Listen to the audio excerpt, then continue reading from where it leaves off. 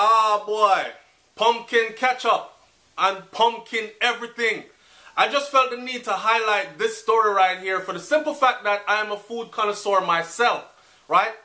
If you never know it, I was working on my line of jerk sauces infused with fruits, right? How to do it and all the secrets to the manufacturing of it. Of course, I can't put that out there, but the idea surely is out there and other people are experimenting with it and or creating products with it as well. This story, by the way, caught my eye. It says the world has got to taste. The world has gotten so used to the taste of tomato ketchup, but the manufacturing company name is Sankard. Sankard company is working to present a formidable alternative by using locally grown pumpkins to produce ketchup. Now, this thing is already on the market in Jamaica, you know, and I want anybody who tastes it from my audience who's home to please let me know how it tastes. It looked like something that would taste good even though it sounds weird. Pumpkin ketchup.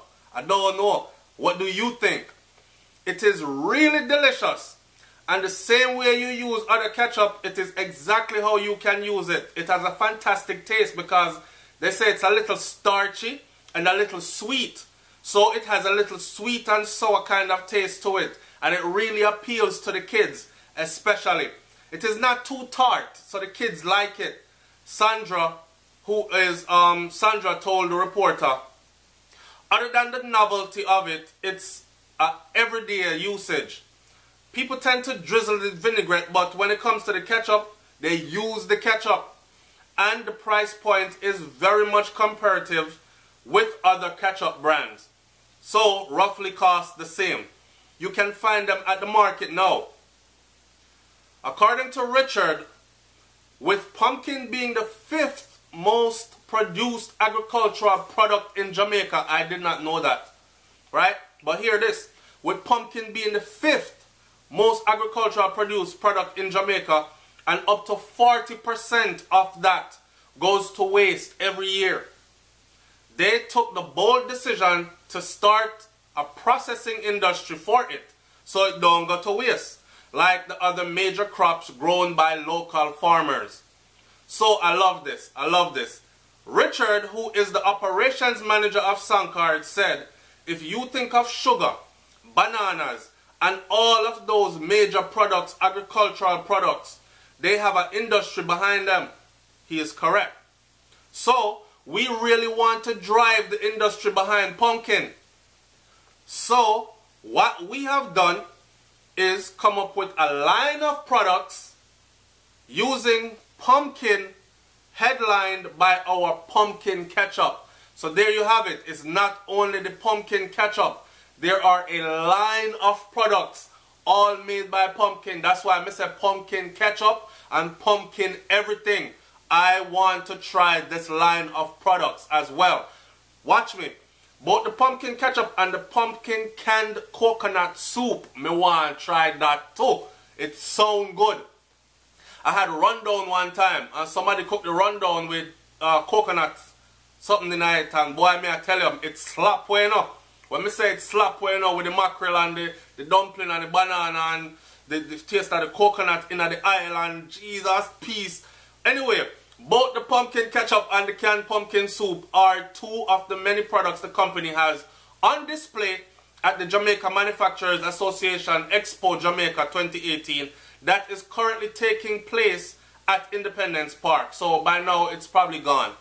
They are really the first step in this local creating an industry for pumpkin. These are the first steps in creating an industry for pumpkin. So, no longer will we be talking about 40% or even 10% post-harvest waste. We are talking about full utilization of pumpkin, of all our pumpkin grown, which are grown across the island, Richard added. I love it. No wasting. No wasting. I wonder if them can come up with pumpkin soap. You know, bathe the body with pumpkin soap, pumpkin shampoo and conditioner, pumpkin lotion. Am I going too far? I don't know, but I saw. Keep on listening. He says it is that concept behind all of Sankard's products, as the company, which started in 2011 in Blue Mountain in Portland, is using local fruits and vegetables to differentiate itself from other Jamaican companies that produce condiments and vinaigrettes. According to Sandra, the company was a coffee farm with a lot of fruit trees, where the idea sprung from. We use Jamaican fruits and vegetables, she said. We use unusual fruits that most people don't have.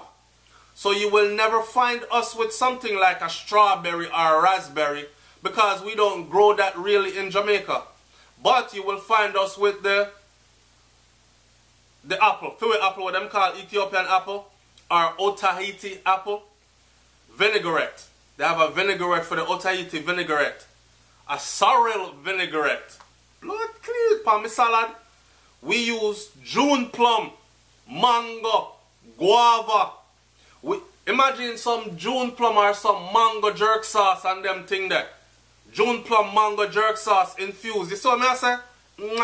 Yo, me tell you now, I'm a real food person, God knows. Anyway, we use Jamaican fruits to make innovative fruit products. I don't know, people, fruits especially, that are very vulnerable to not being able to go to market because they spoil quickly.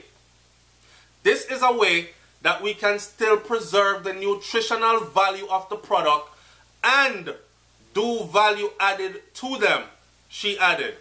The company also produced jerk sauces flavored with Jamaican fruits. So may I tell you? You see what I'm telling you? But while the pair add that the company is on the rise, Richard believes that the products are facing the drawback of being elegantly packaged. He said, the challenge is in education, because people will see our product and on their first glance they will feel it's an imported product because of the packaging quality and because of how we present it. So, in other words then, their packaging is up to par with any foreign thing when they're on the shelf them. And people usually look at it at first glance and think, that's some foreign thing that well, we probably can't afford anyways, and it look well packaged and fancy. Up the uptown people them something there. And he's trying to let us know that it's not. He said it takes a while, even after conversation and after marketing, for them to go, but hold on, this is actually Jamaican. But once people experience the product, taste it, it's usually a repeat buyer experience, he said. Now, finishing out this video, let me say this. This goes to show how innovative and creative our people are in Jamaica and can be. This goes to show how we can go from nothing to something. This goes to show how we take things that's around us and use our God-given intelligence and create a market. You know, when people sit down and them say, yo, SouFLo, no job, not about the place, and me say, create something then. And people are saying, no man, it's easy for you to say. No man, it's there to be done. The time a man sit down on the wall and crush up ganja in him hand whole day, him have whole day if think. Ross, I wonder if me mix on jerk sauce. Jerk sauce already exists. Jerk seasoning already exists. I wonder if me infuse some coconut in some jerks. So coconut jerk. Oh, that sounds so wicked, daddy. How about some, and you see the apple and the tree are two of them mango there, and create something. That's what this shows me. I like it. I like it. People, I hope you go find Sankard, right, the company, and look out for their products and purchase their products and come here on SouFLoTV on this video. Support them. It is Jamaican made, Jamaican grown fruits and vegetables. Very innovative, and I'm willing to bet it's very tasty. I swear to you, when we touch down on Jamaica, it's on my list. If I don't go straight to them, to this couple, which is husband Richard and wife named Sandra McLeish. If I don't go straight, and a black man something to. So if I don't go, and I just had to put that in there, not that it matters, but I'm just saying, for motivation of my young black brothers out there, you can do something. They're leading the way and they're showing us, right? Me love it, man, me love it. Me have to go touch down and touch some of them product here. Alright? Big up on yourself, man. It's SouFLoTV. I'm out of here. Peace.